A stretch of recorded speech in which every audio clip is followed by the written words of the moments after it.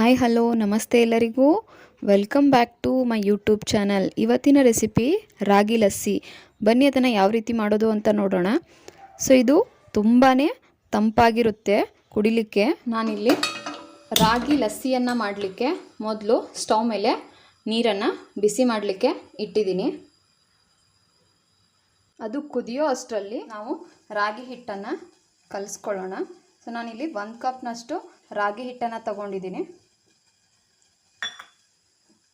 ಅದಕ್ಕೆ ಸ್ವಲ್ಪ ನೀರನ್ನು ಹಾಕಿ ಚೆನ್ನಾಗಿ ಮಿಕ್ಸ್ ಮಾಡ್ಕೊಳ್ಳೋಣ.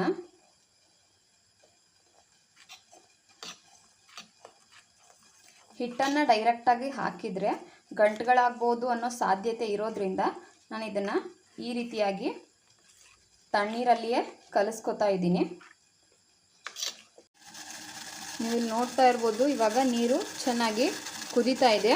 ಈ ಟೈಮಲ್ಲಿ ನಾನು ಅದಕ್ಕೆ ಮೊದಲೇ ಕಲಿಸ್ಕೊಂಡಂತಹ ರಾಗಿಯನ್ನು ಅದಕ್ಕೆ ಸೇರಿಸ್ತಾ ಇದ್ದೀನಿ. ಒಂದು ಕುದಿ ಬರೋ ಮಟ್ಟ ಮಾತ್ರ ನಾವು ಇದನ್ನು ಕುದಿಸ್ಬೇಕು. ನೀವು ಇಲ್ಲಿ ನೋಡ್ತಾ ಇರ್ಬೋದು, ಇವಾಗ ಇದು ಚೆನ್ನಾಗಿ ಕುದೀತಾ ಇದೆ. ಈ ಟೈಮಲ್ಲಿ ನಾನು ಫ್ಲೇಮ್ನ ಆಫ್ ಮಾಡ್ತೀನಿ. ಇದನ್ನು ನಾವು ತಣ್ಣಗಾಗಲಿಕ್ಕೆ ಹೀಗೆ ಬಿಡಬೇಕು. ಸೊ ಇವಾಗ ನಾನು ಶುಗರ್ ಸಿರಪ್ನ ರೆಡಿ ಮಾಡ್ಕೊಳ್ತಾ ಇದ್ದೀನಿ. ಅದಕ್ಕೆ ಸಕ್ಕರೆಯಲ್ಲಿ ನೀರನ್ನು ಹಾಕಿ ಒಂದು 5 ರಿಂದ 10 ನಿಮಿಷ ಹಾಗೇ ಬಿಟ್ಟರೆ ಶುಗರ್ ಸಿರಪ್ ರೆಡಿ ಆಗುತ್ತೆ. ಸೊ ಇವಾಗ ನಾನು ಈ ರಾಗಿ ಗಂಜಿಯನ್ನು ಒಂದು 10 ರಿಂದ 15 ನಿಮಿಷ ಫ್ರೀಜರಲ್ಲಿ ಇಡ್ತೀನಿ. ಇವಾಗ ಲಸ್ಸಿಯನ್ನು ಮಾಡ್ಕೊಳ್ಳಿಕ್ಕೆ ಒಂದು ಗ್ಲಾಸ್ಗೆ ಮೊದಲೇ ಮಾಡ್ಕೊಂಡಂತಹ ರಾಗಿ ಗಂಜಿಯನ್ನು ಹಾಕ್ಕೊಂಡು ಅದಕ್ಕೇ ಮೊಸರನ್ನು ಆ್ಯಡ್ ಮಾಡಿಕೊಂಡು ಅದೇ ರೀತಿ ಸ್ವಲ್ಪ ಶುಗರ್ ಸಿರಪ್ಪನ್ನು ಹಾಕಿ ಕೊನೆಯದಾಗಿ ಸಬ್ಜಾ ಸೀಡ್ಸು ಬೇಕಂದರೆ ಗೋಡಂಬಿಯನ್ನು ಹಾಕ್ಕೋಬಹುದು, ಇಲ್ಲಾಂದರೆ ಸ್ಕಿಪ್ ಕೂಡ ಮಾಡಬಹುದು.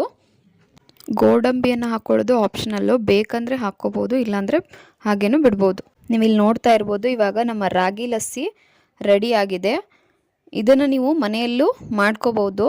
ಸೊ ಇದು ಕಡಿಮೆ ಇಂಗ್ರೀಡಿಯೆಂಟ್ಸಿಂದ ರೆಡಿ ಆಗುತ್ತೆ, ಹಾಗೆಯೇ ತುಂಬ ಹೆಲ್ದಿಯಾಗೂ ಇರುತ್ತೆ. ಸೊ ಮನೆಯಲ್ಲಿ ಮಕ್ಕಳಿಗೂ ಕೂಡ ಮಾಡಿಕೊಡ್ಬೋದು. ಸೊ ನಿಮಗೇನಾದರೂ ಈ ರಾಗಿ ಲಸ್ಸಿ ರೆಸಿಪಿ ಇಷ್ಟ ಆಗಿದ್ದರೆ ಲೈಕ್ ಮಾಡಿ, ಶೇರ್ ಮಾಡಿ. ಹಾಗೆಯೇ ಇನ್ನಷ್ಟು ರುಚಿಯಾದ ರೆಸಿಪಿಗಳಿಗಾಗಿ ನನ್ನ ಚಾನಲ್ನ ಸಬ್ಸ್ಕ್ರೈಬ್ ಮಾಡ್ಕೊಳ್ಳಿ. Thank you for watching.